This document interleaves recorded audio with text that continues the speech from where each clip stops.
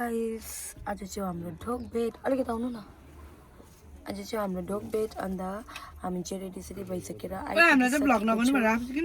आइपुगिसकेको छु उयो के भन्छ मेरो घरको बाहिर हैन अनि त्यहाँदेखिको चाहिँ कस्तो नर्भस भइरहेको छु म त बेहुलालाई चाहिँ हेर्नु न चस्मा खोल्नु न एकछिन पक्रिनु त तपाईँ फोन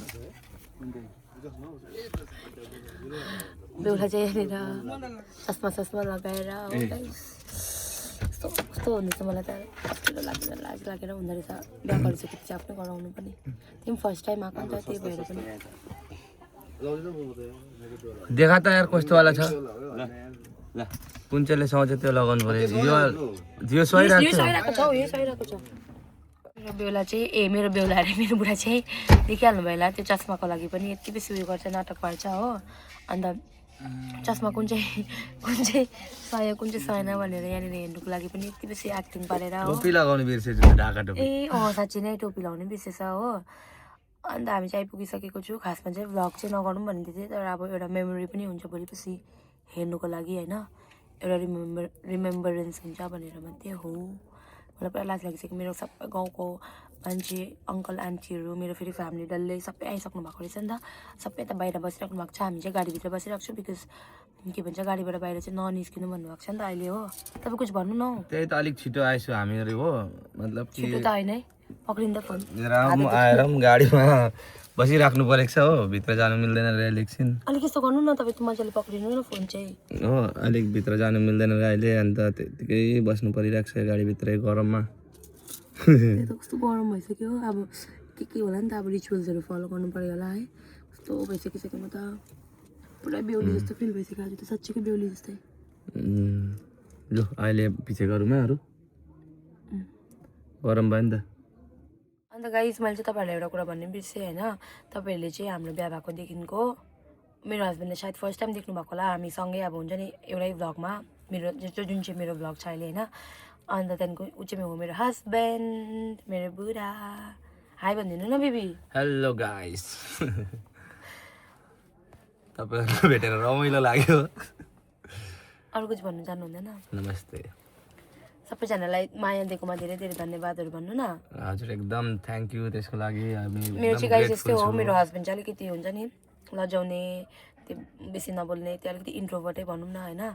अन्त त्यही भएर पनि बेसी बोल्नु हुँदैन हो जबरजस्ती बोलाउनु पर्छ अब के गर्नु है यस्तो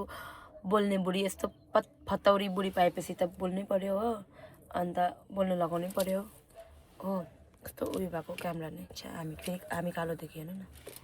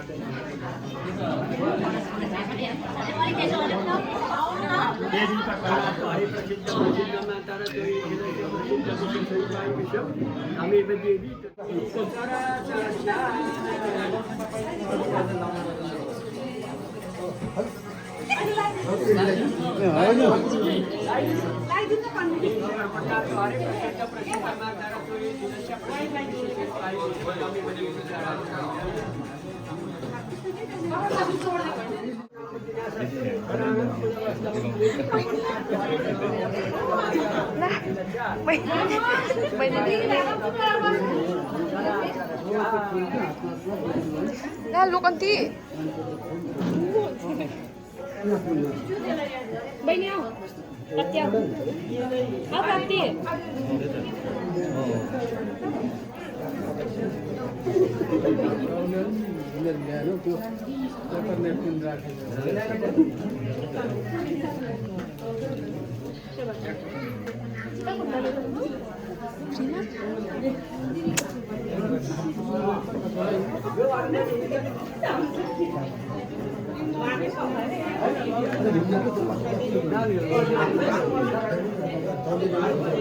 हामी पनि हो है लोकन्ती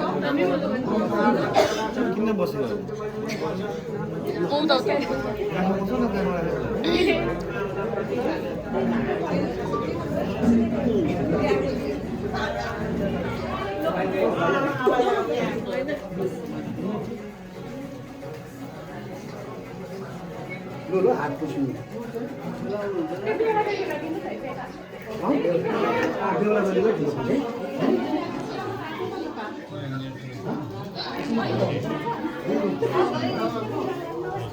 वाइफाई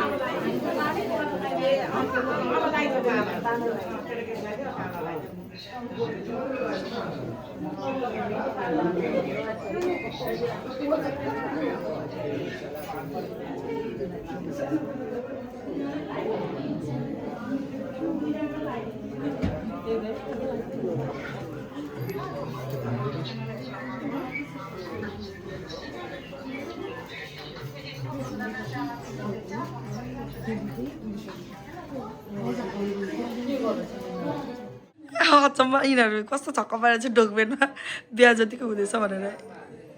यहाँ न गाइस सबै बिग फ्याट फ्यामिली सबै होल फ्यामिली आउनु भएको छ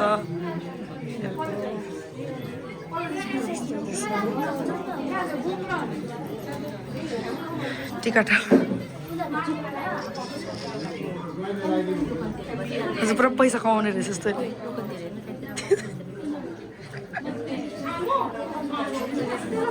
यो चाहिँ यसको फ्यामिलीहरू यहाँनिर सबैजना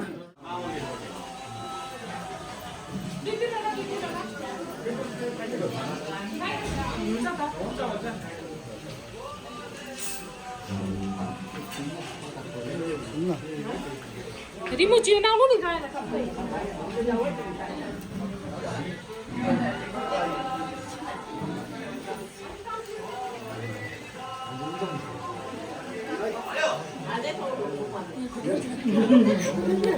Say hi guys. Hi भनिदिनु हाई भनिदिनु त हजुरबा हाई भन्नु न हाई भनिदिनु अनि गाइस खै अनि यहाँ चाहिँ किचनमा यहाँ चाहिँ ठुलो मम्मी अनि यहाँ चाहिँ पनिर बनाउनु हुँदैछ अनि यहाँ चाहिँ कोक छ कसको लागि हजुरआमा हाई भनिदिनु अनि यहाँ चाहिँ सबैजना छ आमा तपाईँलाई कस्तो लाग्दैछ तपाईँलाई कस्तो लाग्छ भन्छ हाई पो भन्छ त तपाईँलाई राम्रो एकदम तपाईँलाई कस्तो लाग्दैछ भेरी गुड यस्तो डरलाग्दो त होइन होला ओ भाइ वेयर आर यु गोइङ हामी चाहिँ दुकानमा छ नि त अहिले टिकाहरू लाउँदैछ एकदम बनाएको छ नाता त्यहाँबाट ढकिन्छ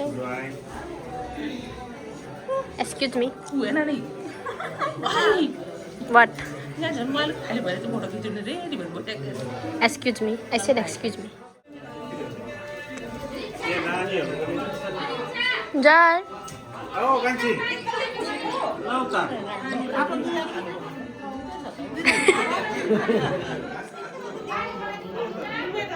पानी चलाउनु यो अब सानीमा ठुलेमा हुँदो रहेछ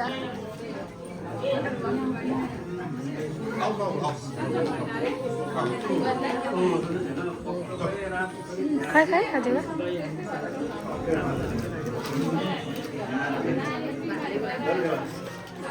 म पनि लगाइदिन्छु ल तपाईँ लगाइदिनु